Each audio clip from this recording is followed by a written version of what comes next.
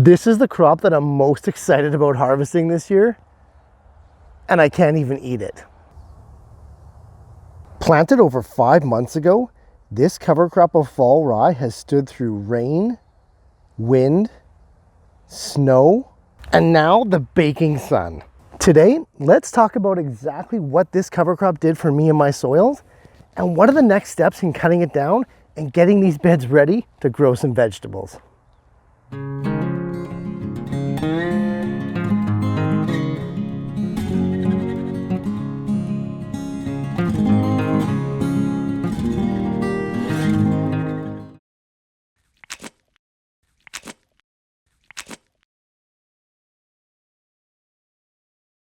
Before we get going, let's identify the benefits of growing a cover crop in the first place.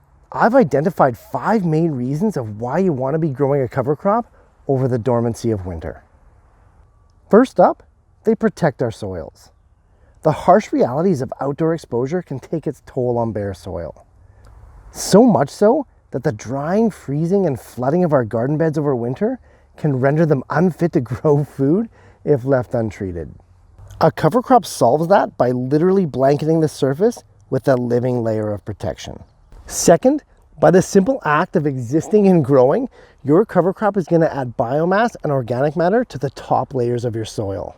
As we know, the increase in organic matter is going to enhance the viability of your garden to grow even more productive vegetable crops. Third, cover crops disrupt local pest cycles, removing their favorite places to overwinter and hide out until spring. Because cover crops are planted so densely and they're such vigorous growers, their barrier is simply impenetrable to all the baddies that want to lie in wait and munch on your garden favorites come this spring. The fourth benefit of a cover crop is nutrients. These guys are designed to increase your soil fertility in 2 ways. First, by preventing erosion and runoff during the wettest months of the year, this fall rye has literally reduced nutrient loss to almost negligible levels. Eliminating that runoff and that heavy washing of the soil by the winter's precipitation cannot be underestimated. Second, by preserving and actually increasing the organic matter of that top layer, the cover crop here has created a safe zone for even more biological activity of fungi, microorganisms, and nitrifying bacteria. In turn, those 2 things lead to more nutrient creation and more nutrient retention, a double win.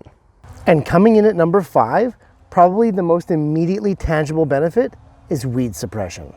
Come on, look at the density. How are weeds supposed to grow through this? They aren't. Say goodbye to that monumental task of spring weeding and worry more about how much delicious vegetables you're gonna grow. So, when do we actually cut down our cover crops so that we can then plant our veggies? Well, over the years, I've identified 3 key times.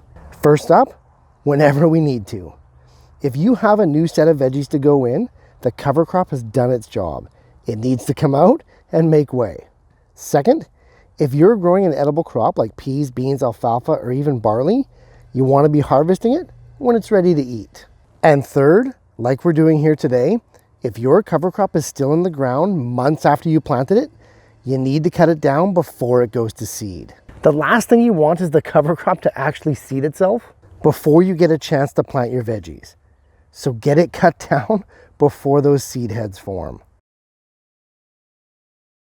There's 2 different ways to harvest your cover crop and prepare the area for your summer veggies. First, the traditional method would have us till that crop right into the soil. Machinery digs in that raw biomass and returns the moisture, nutrients, and organic matter that the cover crop has locked up and saved from being lost over the dormant period. It works, and traditional farming has been employing it since the days of animal plows. But the modern backyard gardener has taken an approach of nurturing the soil through care, enriching, amending, and really trying to minimize that kind of disturbance. Commonly known as no-till gardening, this soil-first method is designed to work with your soil, with nature, rather than against it. Using the natural cycles of water, nutrients, and biomass, our cover crop can be returned to the soil to create the ultimate growing environment for the subsequent vegetable crops. And not only that, it's ridiculously simple to do. Sounds amazing, right? It is. Let's get to it.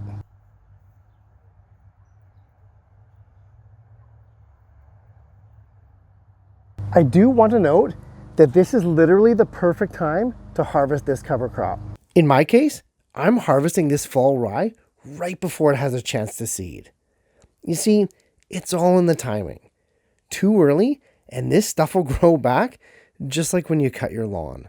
And harvesting too late, this guy is going to seed itself everywhere, making it almost impossible to get rid of. So timing is important. Like I said, now that we're ready to harvest, it's literally as easy as cutting down the blades right at the root collar. Now, the root collar is where the stem meets the soil. Cut your cover crop as close to that as possible. Now, if you're ground level, you can just use a lawnmower on the lowest setting. That works fine. Heck, you could even use a weed eater. Whatever works. Let's look at what's left behind. Amazing. For many of you that have gardened in raised beds for years, you'll know that every spring, you're charged with the onerous task of replacing much of the soil in your beds. Whether it gets used up or is simply compressed by the rigors of winter precipitation, either way, you're spending money to top up your beds every spring. Not now. Normally this bed would be down 4 to 6 inches at least, but with this cover crop, that topsoil layer has been bulked up, and if you have the room, you can even lay down the cut foliage for even more green manure and organic mass. Traditional wisdom says we need to wait 2 to 4 weeks for the cover crop to completely decompose before we can plant. However, if you're going to be growing from seed, you can actually plant right now. Let me show you how. Whether you've completely removed the foliage or you've laid it back on top to try and give something back to the soil, it doesn't matter. Cover the top of that bed with either newspaper or brown craft paper and wet it down to keep it in place. In this example here, we're going to be planting both peas and carrots in the same bed at the same time. Lay down a 1-inch skim coat of your favorite organic potting mix. 2 rows here, 1 for each crop. Soak those rows good and well and go grab your seeds. Peas are generally best soaked overnight, but carrots can be planted right away. So we'll do those first. Seed your carrots like you normally would, and then cover with a light dusting of that same soil. Now onto the peas. I put 2 per spot to ensure a viable plant. Cover them up just like we did our carrots, and then mulch around both rows with some straw or grass clippings. And that's it. This bed is fully planted. Start to finish, from cutting down your cover crop to planting those seeds, this 8-foot bed took me less than 10 minutes. You better believe that weeding and adding soil would have taken me much longer. Cover crops are amazing. The cost is next to nothing, but their effect on your soil biology and the health of your garden as a result is unmatched. If you're getting away from chemical inputs for your garden and trying to improve your soil with every season, every crop, rather than depleting it, look no further than cover crops.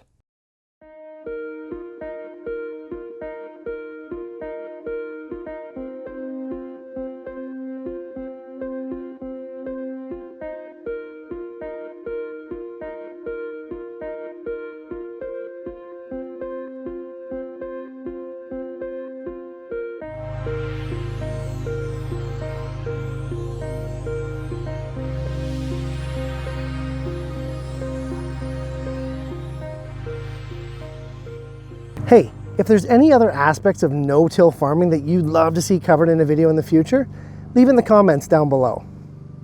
Also, if any of you are on Facebook, head on over and join our gardening group called Growing Better.